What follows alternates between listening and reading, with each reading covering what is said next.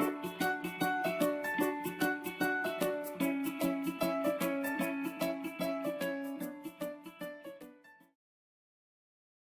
want to talk about jargon today and the language of yoga in particular. But the story I want to share with you actually predates my practice of yoga. It actually goes back to, let's see,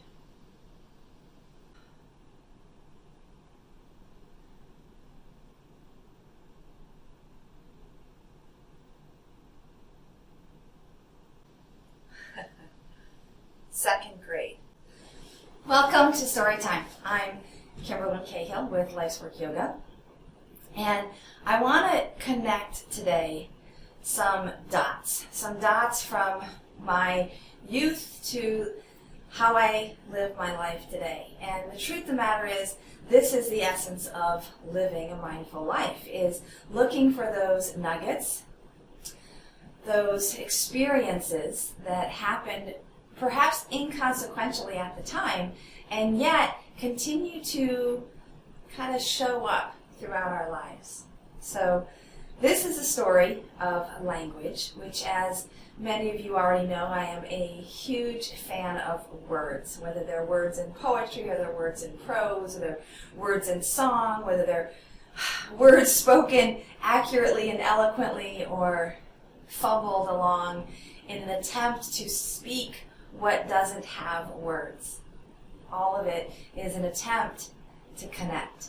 And words are a way that we can bridge connection and cultivate authentic sharing of our stories. So welcome to Storytime. I am really glad you're here. Today's Storytime is about the language that I learned as a young dancer and how that influences my work today as a coach and a yoga teacher and yoga therapist, and every other role that I play, from my parenting to my partnering to my friendships, right? So let me take you back in that my early years, most of my, up until about 25, I associated myself as a dancer. I danced initially twice a week as an elementary school student, and then as I got into middle school and high school, I was dancing 5-6 days a week as conditioning and training. What happened, and why it's related to today's conversation, is that as a student of dance, I was a good dancer. I was a good student in school, student in dance. But I could only be as good as what my teacher would teach me, right? And so Mom promised that when we got to the new place that we would find a studio and I would resume my dance, which she honored her promise, and we did. In fact, we found this great little place. I loved the experience there. I was there for my entire Minnesota career. My 7 years, the longest I'd lived anywhere until my adult life. But 7 years in Minnesota, all working with my teacher, Cheryl. And the part of moving, right, having moved a lot in my life, is that there's always a transition, an awkwardness of seeing where we can fit in, ultimately looking for where we can belong when we relocate. Now, I felt very confident about my skills as a dancer in my community in Maine, but as I moved to Minnesota, I was excited and a little anxious and nervous because of that transition. And truth be told, it was in that very first class that I realized I didn't speak the same language. So this is not an equation of being good, it's an equation of the context in which we learn. And what I mean by that is that when I was studying dance in Maine, it was done very much so in the vernacular, in step, step, step, step, cross, step, ball, change. That was probably the most complicated language that we used. Now, if you know anything about dance, in a traditional sense, it is rooted in the French language, so that many of the steps are actually named from the French words. So when I got to Minnesota and I went to my first dance class, my new teacher only spoke of what would be considered the more formal language. And the one that I remember specifically was pas de bourrée. And pas de bourrée is really a step ball change with a cross. And at the time, it didn't occur to me, because the language is so overwhelming, to hear all of this, what I thought was dance language. And I interpreted that as a sixth grader, as whatever 12-year-old individual I was, as I didn't know what dance was. I didn't know enough. I wasn't prepared for this class. Because my dance studio in Maine used normal everyday language. They referred to the foot, they referred to the hand. This was as complicated, a jazz hand, right? Another example, if you've ever heard of a step ball change, right? You step behind, you step wide, you step wide, right? So kind of a cross, step, step, cross, step, step. So that dance step is called a pas de bourrée in the French language. So most of kind of classic dance roots from that French basic language, and that is the language that my teacher, my new teacher in Minnesota, was using. Now, at this time in my life, I was a pretty high-stressed individual, pretty determined to be good at whatever it was that I did, because it was how I thought you earned love. I hadn't yet come to understand that love is not something you earn, love is something that you are worthy of, right? So as a 12-year-old, I was getting very flustered because I didn't understand the language of how we were supposed to be moving through these dance steps. So it did take that first entire class of me being uncomfortable and miserable, overwhelmed to the point where I wanted to run out of the room on more than one occasion. But my instructor was good, and she could see that I was struggling to follow along with her verbal cues, but that I was executing the pose once I knew what the pose was, what the dance step was. And so she made a conscious effort to articulate both the description and the French language, which not only gave me enough information to do the practice, to participate in class, but it also helped me, without threatening me, to learn the new language. It wasn't that she wanted me to stay in the vernacular. She wanted me to learn the language of dance as much as she wanted me to improve my dance step skills. And I am forever grateful for that, because not only did it show me, first and foremost, that the compassion, right? The compassion that she showed in being able to meet me where I was is what allowed me to take the next step, to enhance my skills.